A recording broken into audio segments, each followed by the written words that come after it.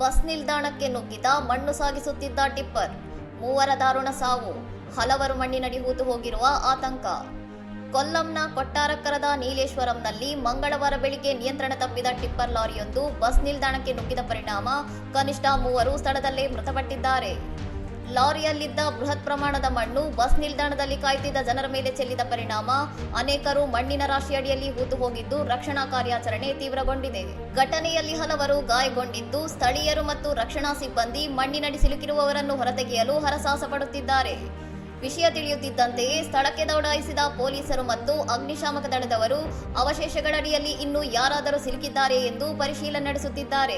Tipper ಲಾರಿಯ ಅತಿ ವೇಗ ಮತ್ತು ನಿರ್ಲಕ್ಷ್ಯದ ಚಾಲನೆಯೇ ಈ ದುರಂತಕ್ಕೆ ಕಾರಣವೆಂದು ಪ್ರಾಥಮಿಕ ತನಿಖೆಯಿಂದ ತಿಳಿದು ಬಂದಿದ್ದು, ಈ ಕುರಿತು ಪ್ರಕರಣ ದಾಖಲಿಸಿಕೊಳ್ಳಲಾಗಿದೆ. ಬಸ್ ನಿಲ್ದಾಣದಂತಹ ಜನನಿಬಿಡ ಸ್ಥಳದಲ್ಲಿ ಸಂಭವಿಸಿರುವ ಈ ಭೀಕರ ಘಟನೆಯು ಸ್ಥಳೀಯರಲ್ಲಿ ತೀವ್ರ ಆಘಾತ ಮತ್ತು ಆಕ್ರೋಶವನ್ನುಂಟು ಮಾಡಿದೆ. ಇನ್ನಷ್ಟು ಸುದ್ದಿಗಳಿಗಾಗಿ ನೋಡ್ತಾ ಇರಿ ಸೌರಂ ಟಿವಿ.